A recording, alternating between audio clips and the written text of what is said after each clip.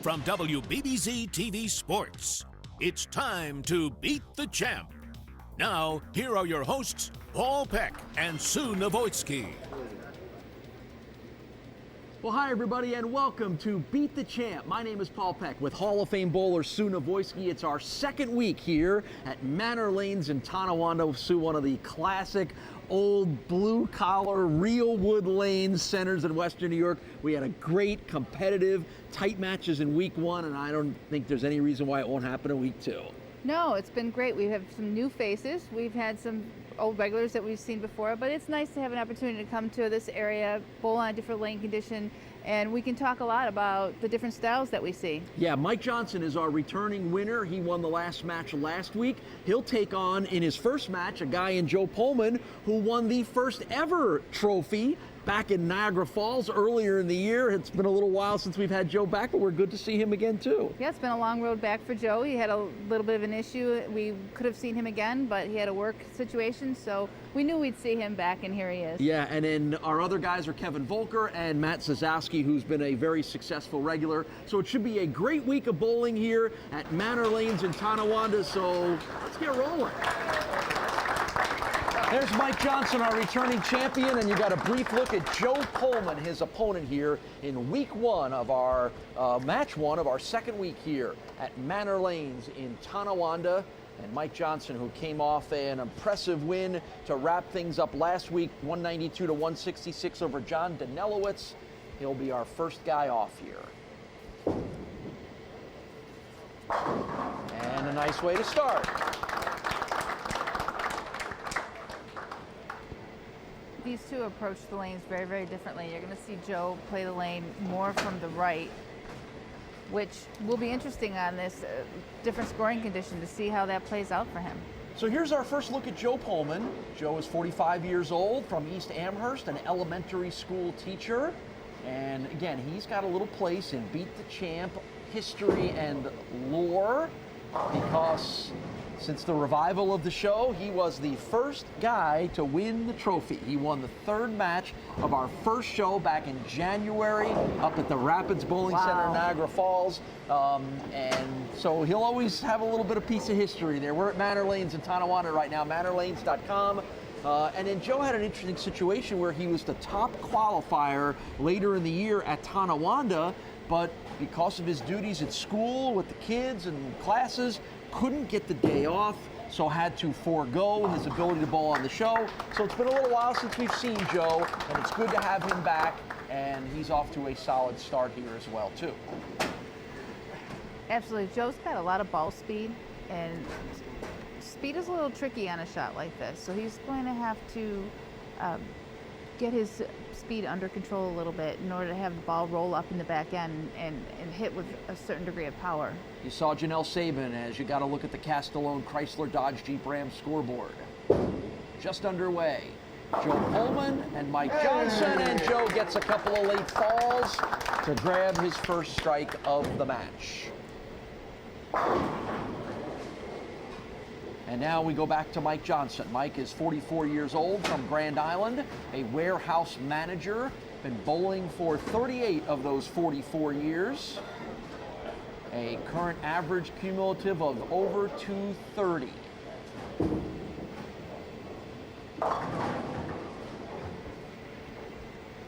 He just never got that ball to his target. Nope. That stayed inside of his target all the way down the lane, leaving a challenging spare with a soldier behind it, a sleeper behind it. Or the double wood, as it's commonly known. Absolutely, absolutely, double wood. Told you I did my homework. No, that was a good one. So let's see what Mike can do here to knock down that double wood and get himself a spare here in frame number 2.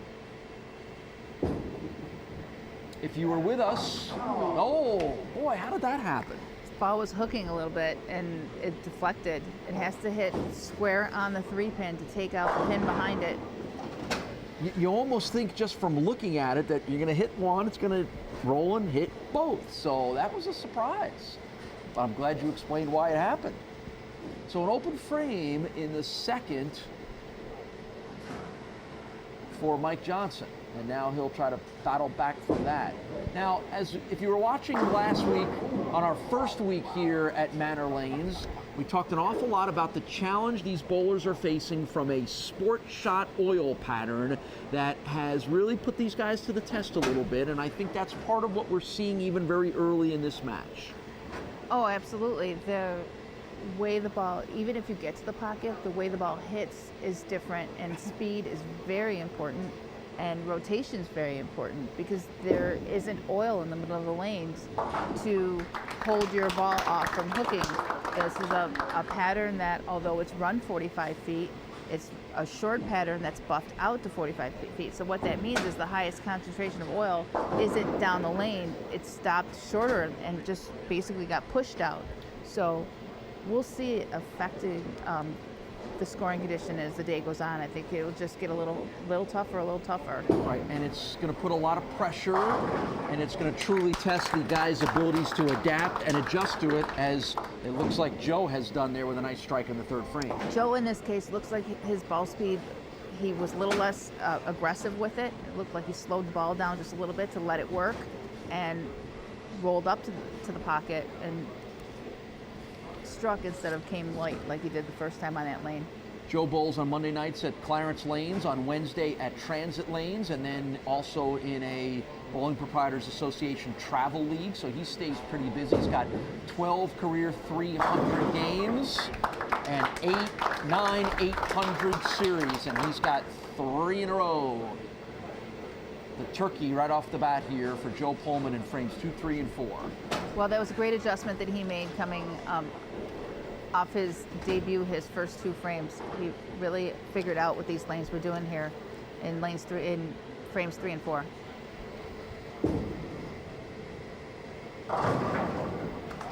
And a nice strike for Mike Johnson to shake off a couple of rough frames there early on, so he grabs the strike in the 4th frame. This feels like a good time to take a short break. We'll be right back with more action on Beat the Champ. Welcome back to Beat the Champ. Let's get back to the action here on WBBZ-TV.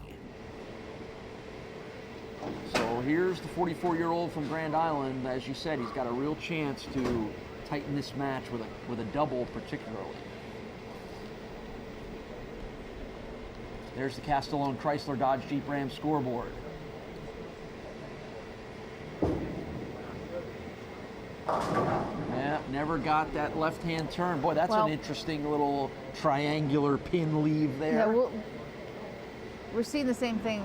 Even though they're playing different areas of the lane, we're seeing the same result on lane 20, and that is there appears to be carry down, and the ball's just not picking up in the back end. It's not hitting in front of the pocket, which is a huge challenge to these guys because they're trying to find a way to get their ball to roll up and hit the 1-3 pocket.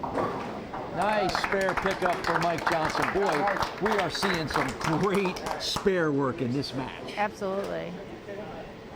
A lot of respect between these two guys. They both had awfully big challenges that they've responded to, and I think both of them are going, wow, that was great. I don't know if I could have done that. So the margin at the moment cut down to 28-pin lead for Joe Pullman. Yeah, and it's getting late in the match here. Ninth frame, foundation frame time for Mike Johnson. Oh, thought he was going to get the strike there. He was lucky to get that 7-pin and leave the 10. Yeah, he was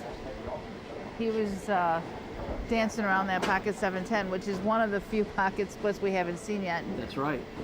I'm sure none of these bowlers want to see that. No, and that would be the one that would really put their spare skills to the test. So Mike grabs another spare here in the 9th frame. And now Joe's lead's down to 9. But chance for him to add to it right here. He's got 9th and 10th frames. Looking for his 2nd Beat the Champ win and his 1st since January.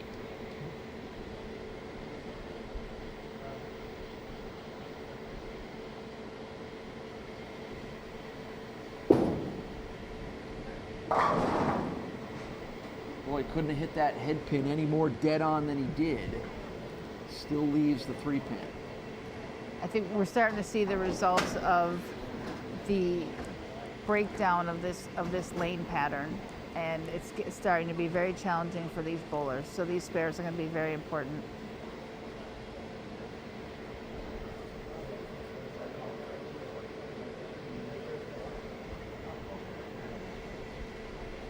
Crucial pickup here for Joe.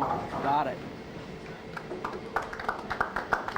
Spare in the ninth for Joe Pullman. Ups the lead back to 28. Right. But what he does here in the 10th frame will determine what Mike will need to do to try to win. This one is still up for grabs.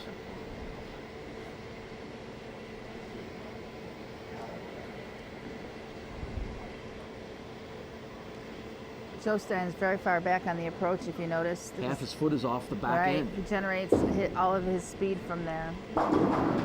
Nice strike. A lot of pin action there. Stuff flying all over the place.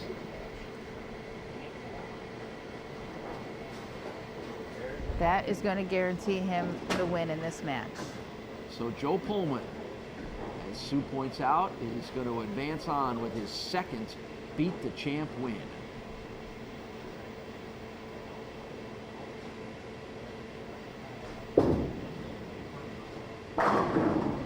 And a nice way to finish things off here. Strong finish for Joe Pohlman. So I think the trend is emerging a little bit here at Manor Lanes. We've had 4 matches. We've had 4 winners. Absolutely. Putting together wins is going to be very, very difficult. See, and that's a testimony to how the lanes are changing. If the lanes stay the same, that person will kind of have, the winner will have an advantage. In this case, they're just constantly changing. So Joe posts on the board a 221 score here, and it's going to be enough to get him a win. Mike Johnson will finish things out here in the 10th frame. His Beat the Champ debut was successful with a win last week and a trophy. And he'll have some work to do to come back and make next week's show. Remember, you still got some qualifying this weekend left to get into next month's show at Classic Lanes. Right, Sunday squads, August 28th will be noon, 2 and 4, with the finals at 7 o'clock, the top 24. So there's still another day to get out there and qualify for the show at Classic Lanes. 221 to 173. Our winner is Joe Pullman. We will talk to Joe and we'll talk to Mike and set you up for our next match when Beat the Champ from Manor Lanes in Tonawanda rolls your way right after this.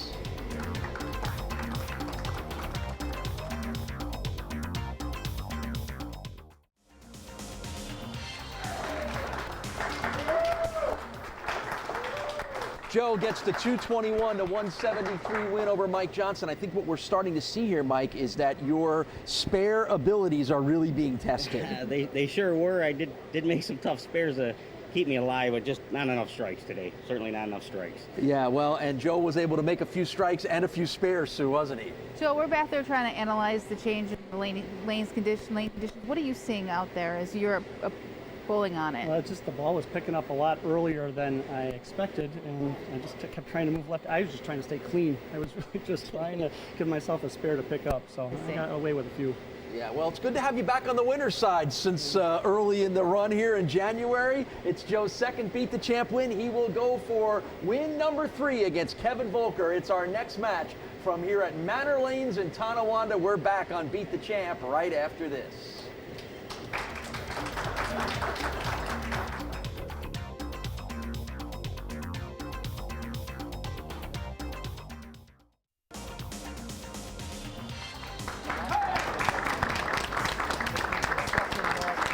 Kevin Volker on the left is our latest challenger to take on our returning winner, Joe Pullman, and it'll be Kevin that'll start things off. 30 years old from Tonawanda.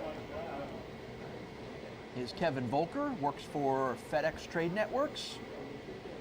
One of the young guns here on Beat the Champ, making his Beat the Champ debut. Cumulative average of 228. And a lot of speed and power, Sue, right off the bat. Absolutely, that's our first look at Kevin playing the lanes a little bit on the deeper side, but still straight up like we're talking about. A little straighter to the pocket.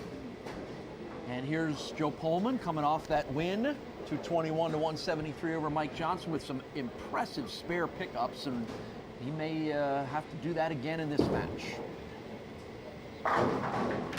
Or not. He can knock them all down, he doesn't have to.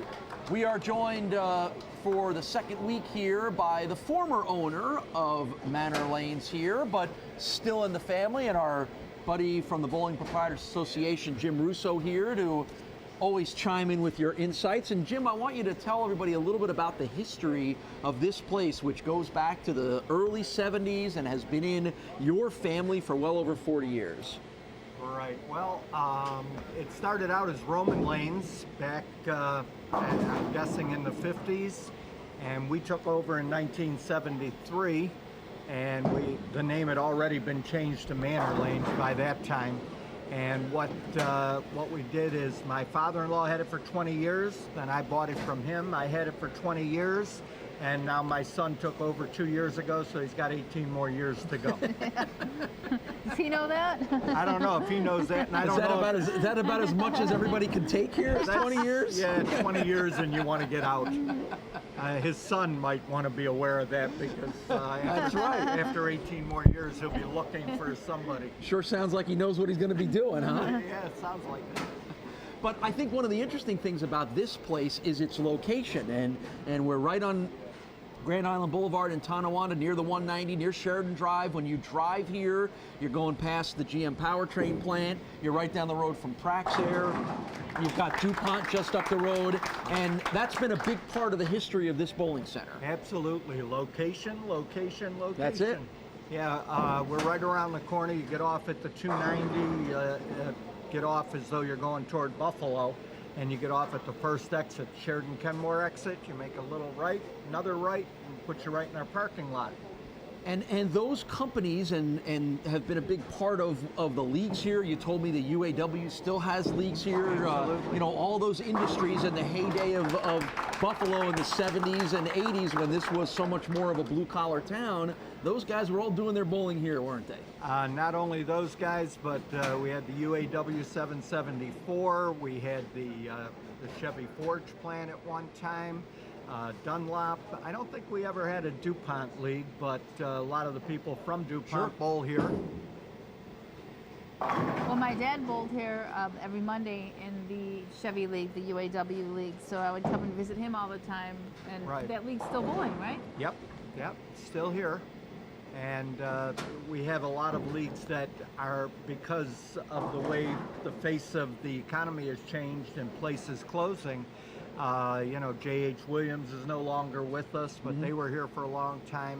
Lindy Air, which is now Praxair, they're not here anymore. Good spare pickup in the third frame for Joe Pullman, but as you've been watching, Kevin Volker has rattled off 3 strikes to open this match. I thought it was interesting, you said to us before, you know, when this was a town driven by the shifts, you'd have leagues that wouldn't start till 1 in the morning here when the guys would get off the second shift at the plant. Yep, Praxair, Lindy Air at the time, they started at 1:30 in the morning on Friday night. And J.H. Williams would bowl on the other side of the house. So we were packed at 1:30 in the morning. The place was jammed. Well, that was a challenge to your junior leagues coming in at 9 o'clock in the morning, wasn't it? Well, we would have a Christmas party here, and one of my recollections, I don't know whether it was a fond recollection or not, but one of my recollections was the kids would be coming in on Saturday morning and the guys from Friday night would still be doing the holiday cheer in our vestibule. That's the heyday of bowling right there. Oh, yeah. All right, let's see if Kevin can keep this streak of strikes alive. He cannot, with a rather difficult lead there for Kevin Volker. Been bowling since he was about 12 years old. He's got his mom and his dad and a couple of friends here watching today. Bowls regularly on Thursdays at Wimbledon Lanes and then on Tuesdays at Tonawanda with healthy 230 averages at both places. And that'll be an open for Kevin in the 4th. Kevin is a former Sweet Home bowler also. Bowled for the Sweet Home High School team. and coached by Kathy McDonald, who's being inducted into the Greater Buffalo USBC this fall. Yeah, and he made it a point to mention that he's gotten a lot of bowling instruction on his life through his dad, John, but Frank Coburn and Kathy have been big influences in his bowling career as well, too. He's a former college baseball player at Medaille College. Kathy being a Coburn, right? Yes. Yes. Cindy's sister. Yes. Good bounce back with a strike in the 5th. I think they have the trifecta now. I think Frank, Doris, Cindy, and now Kathy will all be in the Greater Buffalo That's USBC. Great. So I guess they really are the first family Absolutely. of I was bowling just in going to Western say New York. Absolutely. There's not anybody that would argue with you about that. So Joe's down a little here, early 37-pin deficit, and that doesn't necessarily help. Now that got away from him a little bit. His projection definitely needs to be more towards the pocket, and that one went away for him. Got a little wide on that. Yeah. Got Labor Day coming up next weekend, which means Joe's summer is mostly over. He'll go back to work teaching them all those fine young kids in Clarence. But it also means the bowlers shift their mindset a little bit, Jim, don't they? It's Absolutely. Labor Day means put the jet skis and the swim trunks away and grab the bowling bag. Absolutely. Next weekend, with Labor Day right around the corner, we'll be drawing all of our bowlers back. They start the Tuesday after Labor Day, and most bowling centers in Western New York will be back in full gear. All right, how you looking for this year for the leagues? You pretty full up at this point? Yeah, this is the week before the season starts is always a little tough for bowling proprietors, a very stressful time because people make a commitment and then they find out that somebody on their team isn't going to bowl and then they drop out. There's always a lot of last-minute adjustments going on. So that's a great point, Jim, because being in the bowling business as long as we have, people should call their local bowling centers if they do want to bowl, even if you're an individual, because there are always changes, last-minute changes, and people are looking for individual bowlers, even if you don't have an entire team. It's a great way to get out, meet some new people, and have a good time. So if you're a single bowler, absolutely call your local bowling center and see if there's openings, because there's always situations like that arise. We're going to be back with more Beat the Champ bowling action in just a minute. Welcome back to Beat the Champ. Let's get back to the action here on WBBZ-TV. We were talking earlier in the last show, last week when you were here, that on a pattern like this, ball speed becomes important because every area of the lane, you kind of split it into 3 between the heads and the mid lane, and then the back end is something they got to control on a pattern like this. So you have to know what the ball's doing in each spot. And sometimes it requires some loft, sometimes it requires slowing it down a bit or looking further down the lane and getting a little bit more ball speed. Exactly, and one of the things when we're coaching kids, especially the high school kids, is we teach them that speed is so important. You can't expect the ball to react the same way if you're going to throw it 18 miles an hour on your first ball, and then you leave a 5-pin and you throw it 14 miles an hour and the ball hooks away from it. Right. And the reason it hooked away is because you're varying your speed. You want to keep that consistent speed, whatever it might be, on your first and second ball.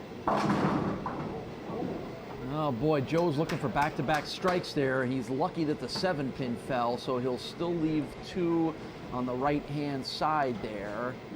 And it's kind of interesting because we have the benefit here of the scoring system gives us that miles per hour, so you've got me watching it a little bit now to kind of see. And as you mentioned, Kevin with his strength and power put a couple of 20-mile-per-hour balls down there. Joe's are mostly in that 18-mile-per-hour range. Well, Kevin has been around 7 or 18 on his first ball, or on his first ball, and then a little bit faster on his spares. And actually, Joe the same way. A little bit faster on their spares than they are on their first ball, which makes perfect sense. And I would think it would be the opposite because you'd want a little more finesse on a spare in order to get the pins that you need, but that's not true, huh? No, because the speed gives you a little more accuracy. Your ball is not going to make a left turn on you if you're a little faster. Very good. Excellent lesson. Thank you. 20's broken down a little bit more than 19, or a little bit differently than 19. They're having a little bit more trouble having the ball roll up on lane 20. So So that was a That's a slower little tricky for these throw. bowlers. That was And- under 17 mile per hour Exactly. I throw was on just- the first for Kevin. I was just going to point that out. He's giving us a perfect lesson as to how that ball finished a little bit harder when he got a little bit slower. So he'll try to grab a tough spare here. Oh, that looked good. Can't get it. By the way, Kevin's got a beautiful sister named Nikki, who I had the privilege of coaching when I first started coaching Sweet Home about 13 years ago. She may not want to have that revealed that it's been that long ago, but she's back in the crowd Oh, I there. thought you were going to say she might not want anybody to know that you coached her. Well, that too. That's a distinct possibility. All right, so following up the open frame here, Kevin's got to bounce back because this is still a very tight match. Oh, lots of wobble, but that 6 will not go down. And that leaves a very tough split. Boy, Kevin does not want to go open back to back. That's going to leave too big an opening for Joe to jump through. This is one of the harder spares to make, one of the splits to convert. Oh, and it's going to be back-to-back open frames for Kevin Volker in the 8th and 9th. So now, where does this put us, Sue? Joe is currently down 24 pins, but he's got the advantage now, doesn't he? Well, with a spare here, he's not down anymore. He can take full control of this match here in the 9th frame.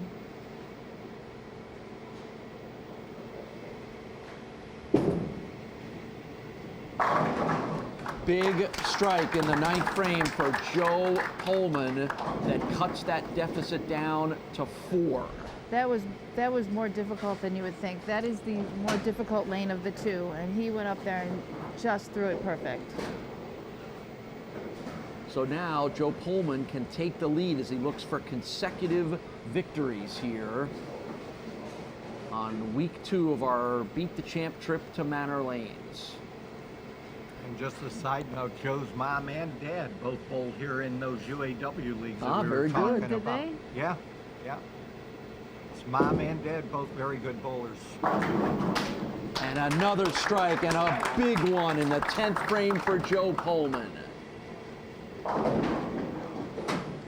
Boy, what a response. And you could see his body language tell you he knew it was a big response. Well, that's because he needed that one to win the match. Well, And there you so go. Then that'll do it. The best Kinda Kevin can do is seals it up. 191. So Joe Pullman is going to get back-to-back victories here, and he'll have a chance at a weekly sweep for our next match against Matt Zasowski.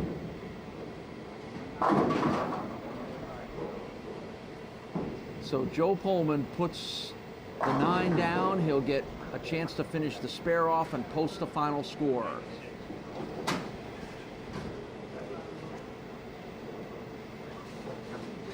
Well, as Kevin started off strong with strikes on 4 of the first 5 frames, but he winds up getting burned by leaving 3 open frames of the match. And there is Joe Pullman's 196 on the board. That's going to be good enough to get him a win. So Kevin, I think, is going to be a guy that we're going to see more of as Beat the Champ rolls on here. He's got a lot of strength and a lot of power and a lot of accuracy.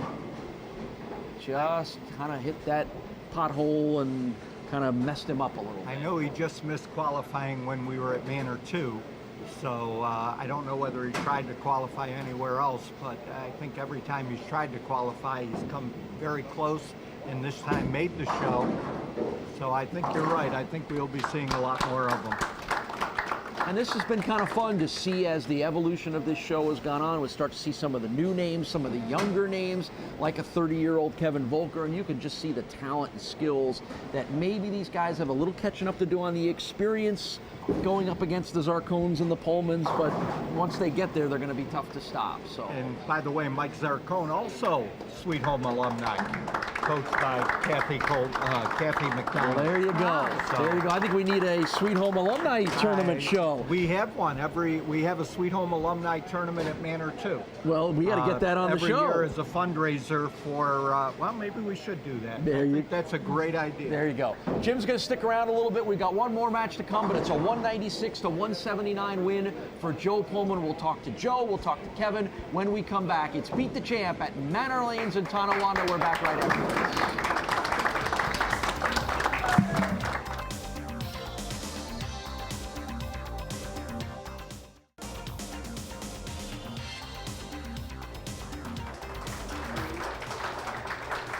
It's back-to-back wins for Joe as he beats Kevin in match number 2 here at Manor Lanes. You got off to a great start, Kevin, and then a little bit of difficulty, and you left a couple of those open frames. That kind of opened things up for Joe, didn't it? Yeah, I threw it well overall. I just think they broke down. I didn't make the right moves, and Joe did great at the end. He finished it well and shut me out, so Joe did a good job. Right. Well, thanks for being a part of the show, and I know we're going to see plenty more of you. Tell you, the wily veteran here, getting a feel for those lane conditions, Sue, right? Well, as a coach, you know what you're looking at out there, and this is one of the things that make the game challenging, right? Yeah. What you saw out there today? Oh, absolutely, yeah. I had to keep moving left, and trying to take a little of the hand out of the ball and, you know, get away with a couple of them there. It was tough. It really is. Yeah, well, he got away with it enough to pull off a second consecutive win and puts himself in position for a weekly sweep. But in order to do that, he's got to go up against one of the most successful Beat the Champ bowlers in Matt Zasowski. So you got your work cut out for you, Joe. We'll find out how it all turns out. That is match number 3, and it is coming up next. It's Beat the Champ at Manor Lanes in Tonawanda. Our final match of the day is coming up next.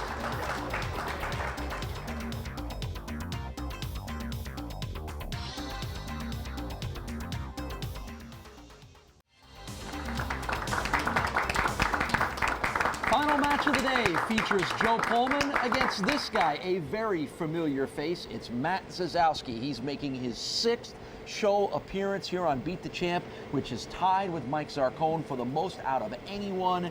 And Matt has been incredibly successful. His 5 Beat the Champ wins are one off the current leader, and that would be Matt White. So Matt, Sue, has been a regular on this show and a regularly successful winning bowler. You know, we talked about with Mike Zarcone how much time he actually spends bowling and how many tournaments he bowls. And we've got the same thing here with Matty. Bowls everything, shows up for everything, gets a lot of experience bowling. So a strike off the bat for Matt Zasowski, and we turn it back now to Joe Pullman, coming off consecutive wins this week. 221 to 173 over Mike Johnson, and just off the 196 to 179 win over Kevin Volker. We continue to be joined here by the former owner of Manor Lanes here, but our buddy Jim Russo, whose son Brian is now the owner here, and it's always good to have Jim hanging out with us. He gave us a little bit of history of this place during our last match, and then in a moment he's going to tell us about the most prized possession here at Manor Lanes. And it's going to be a spare opportunity off the first frame here for Joe Pullman. Joe's working really hard out there today. He's been out there and seen the lanes changing as he's been going along, and he's making adjustments as he goes, which to his advantage. He's a bowling coach, so he has an idea of what adjustments to make. But it helps, doesn't it? When you, particularly if you're starting to get into coaching, absolutely. It helps you kind of know what to look for and help yourself. There's a lot more to understand about bowling than people give it credit for. And on a challenging condition like this is when that knowledge will definitely come into play. Absolutely. You know, on that note, we kind of want to emphasize that you can only learn this stuff from a bowling coach.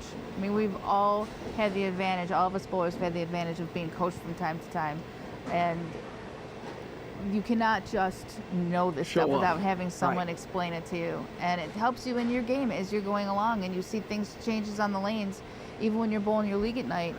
To know what the next move is and why it's happening is only an advantage to your game. And Jim, particularly this time of year, after everybody's been off for a little bit, that coaching becomes even more critical. Absolutely. I don't think there's any substitute to coaching. You know, football teams have 15 coaches on them, and bowlers think that they can take 4 months out, just come out here and pick up right where they left off, and it just doesn't happen. You know, they always tend to, you know, say, oh, these lanes are tough, and they're always tougher when you haven't bowled in 4 months. Right. So here's Matt Zasowski after a strike on the first frame. Gets one on the second. Matt is 41 years old, from Tonawanda. He's a cook, is his full-time occupation. Been bowling for 27 years. He's busy bantering with Russo in the middle of the matches, and Matt bowls on Monday nights at Transit Lanes and on Thursdays at Kenmore Lanes, and numerous achievements and accomplishments as you get an early look at our Castellone Chrysler Dodge Jeep Ram scoreboard. So far this year, Matt already with 2 city titles, a PBA regional caches, and a sweeper title at Transit Lanes, amongst the many achievements and accomplishments in his outstanding career. You know, even with all that being said, and we know that Matty bowls a lot, we know Matty doesn't even take the summer off. Right. However, he was over at Transit Lanes the other day working with Jeff Walsh, who we're going to see later on here bowling. He's made the telecast here, working on his game, getting some coaching, having someone videotape him and look over his game. And this is from someone who doesn't even take the summer off, who understands the value of coaching. Right. So, All right, well, I want you to tell us about the most prized possession here at Manor Lanes. It's sitting right here in front of me as we get ready to watch Matt bowl again. We'll get a shot of what is highly valued here amongst the guys. Tell us the story behind the Kingpin, Big Lebowski, or Big Lebowski, not Kingpin, but the Big Lebowski picture we got here. The Big Lebowski picture is a staple here at Manor 2, prized possession of my son Brian. Someone gave it to him as a gift. It's autographed by the 2 key actors John in Goodman the show. And Jeff Bridges. That's right, and he's got it prominently displayed at the counter. I think it's the coolest thing ever. Yeah, well, hey, if you're a bowler, I'm sure you never pass up the Big Lebowski or Kingpin when you catch them flipping around on a weekend. And oftentimes during the season, they'll have a Big Lebowski party somewhere in the area.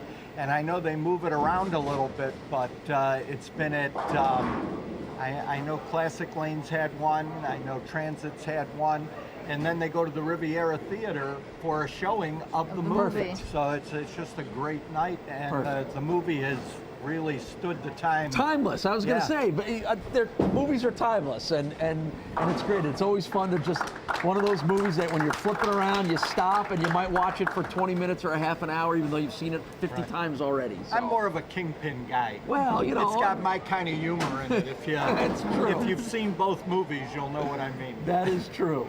So yes, we've talked an awful lot about both of those movies as we've gone through the show here. So there aren't enough bowling movies, Jim. Why is that? There was another one called Dreamer. Well, because they've asked me several times. Your acting rate is too high? Yeah, I don't have the time to do it. Otherwise, I got how that works.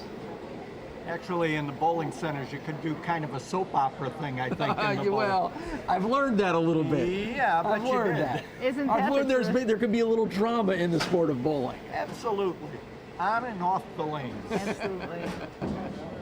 So Joe's in the 4th frame right now, still a narrow match between him and Matt Zasowski. It's always nice when you're on the outside of the drama and not on the inside of the drama, because I've been both places. I was going to say, you might be speaking from some experience. And there's a 4th frame spare for Joe Pullman. The action will continue on Beat the Champ in just a minute. Welcome back to Beat the Champ. 5-pin deficit at the moment. Well, it's much more than that with the open frame for sure. Big strike from Matt Zasowski. I don't think there are too many bowlers that can play that line, do you, sir? No, no. Not a whole lot. No, that's a distinct advantage too, because there's no one playing in there, and he's making it look easy.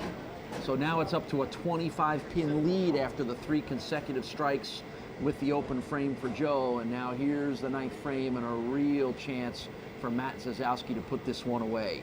He already has room on the mantelpiece for 3 Beat the Champ trophies. Will it be a 4th? Do people still have mantelpieces anymore?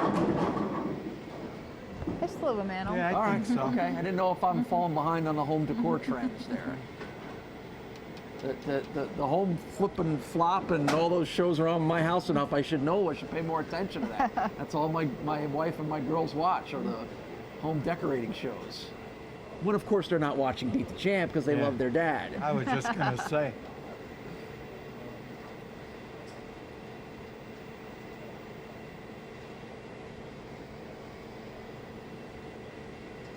Ninth frame. Spare opportunity. Got it. So that is a 41-pin lead in the 8th frame. And that's going to be a big one for Joe to have to overcome. Well, Joe's best is a 204, which Matt already has beaten the 9th. So Matt will be our champion going forward. Well, there you go. We always get the final word from Sue. And it's going to be a win for Matt Zasowski. That is going to be Matt's 6th win in Beat the Champ, and that will tie him with Matt White and Mike Zarcone for the most of anyone. Well, Joe will be happy that this is his last frame on lane 20 today.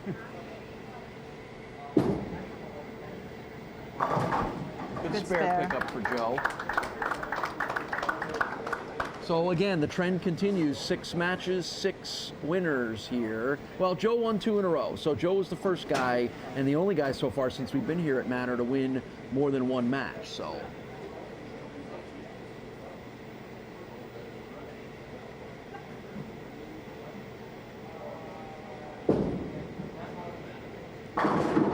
nice strike to finish it off for Joe Pullman.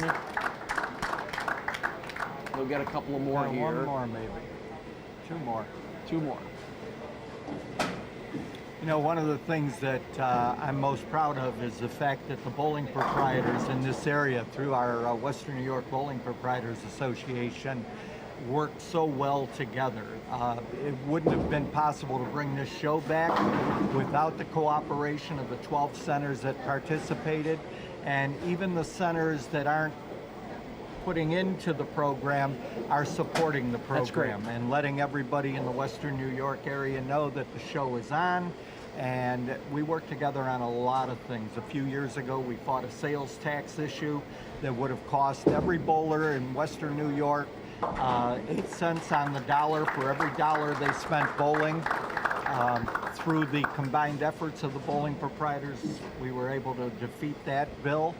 And we worked together on a lot of issues that the bowlers don't even have a clue about. Well, and that's great, and that's very good to hear, because the growth of the sport is going to come from you guys as a group together, not working separately. And again, that's been a big fun part of this show, and maybe some of those proprietors who haven't had the show yet will get themselves on the list for 2017. We've had a lot of interest. That's great. We do have a lot of interest, and hopefully, like you said, they will join up, and we'll have more centers highlighted throughout the next year. That's the fun thing, I think, for both Sue and I, is that we've got a chance to go to all these different places in Jamestown and Lockport, and we're going to Batavia and all these different parts of Western New York with their own different character and their own different style, and all these places are different. That's been a lot of fun. And we've had some interest from Olean, and we've had some interest from Bergen, New York. So there are a lot of proprietors out there who see the value in the show, know it's good for bowling, love the job you guys are doing. And I just think it's going up and up and up. And by the way, we are going to be back next year. I know there are some people who had some questions about that. And as far as I know, I don't see any roadblocks in the way. Everything is all roses. Well, that's great. Great to hear, because we've had a ball doing the show. It's been fun, and you've been a great supporter, and all the proprietors have been wonderful in helping make our job easier, and it's been a lot of fun. Always good to talk to you. I'm sure we'll see you down the road here, but it's a 238 to 184 win for Matt Zasowski. Another weekly win for Matt. We'll talk to him about that. We'll get Joe's thoughts on the match when we wrap up our final match of the day here at Manor Lanes in Tonawanda. Sue and I are right back after this. Thanks, guys.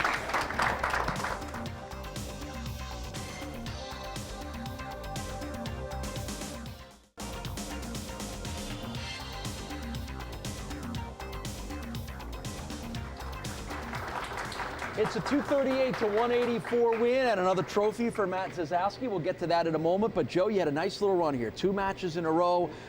Weird things happened to you in this one. Well, it just kind of broke down for me, and then I came up against someone who was red hot, and I couldn't figure it out, and that was it. I was tired, and yeah, it was all over. Right. Well, a little bit of history between these two guys. We've got the guy who won the first ever trophy on Beat the Champ, and Sue. Now we got the guy who's won the most trophies.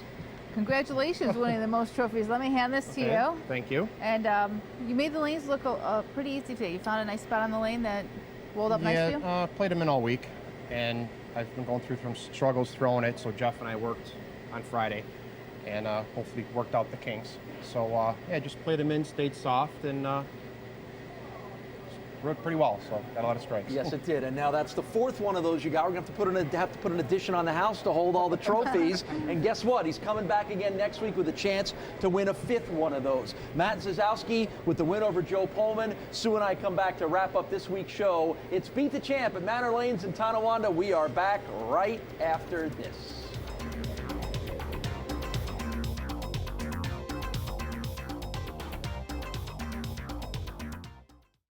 Well, Sue, 2 weeks in the books here of our 4-week run at Manor Lanes. What have we learned about the lane conditions and the challenges here through 2 shows? Well, we learned that they wanted to set themselves apart, and they wanted to put out a shot that was going to be more challenging, and took a chance out there with the bowlers to showcase a different kind of lane condition, a different kind of bowling. I mean, their league bowlers are going to come in and see, you know, the normal high-scoring conditions, but they wanted to showcase something a little bit different, and so we saw some different bowling. Yeah, and guess what? Next week, the challenge is going to some of the best bowlers in Western New York. It's a murderer's row of great bowlers that Matt Zasowski will face. It'll be first Tony Dolan, then Chuck Jagosinski and Jeff Walsh. Those are the guys who wear the crowns around here. I'm going to go on a limb and say we're going to have a PBA quality show next week, because these are the finest bowlers in Western New York. And I think they're going to overcome these lane conditions and take it in stride. All right, so now you know where you need to be next weekend. It's going to be a great show. We'll be happy to bring it to you. But we thank everybody here at Manor Lanes for a great couple of weeks, and we've got much more to come. For Sue and the rest of the crew here at WBBZ, I'm Paul Peck. Thanks for watching Beat the Champ from Manor Lanes in Tonawanda.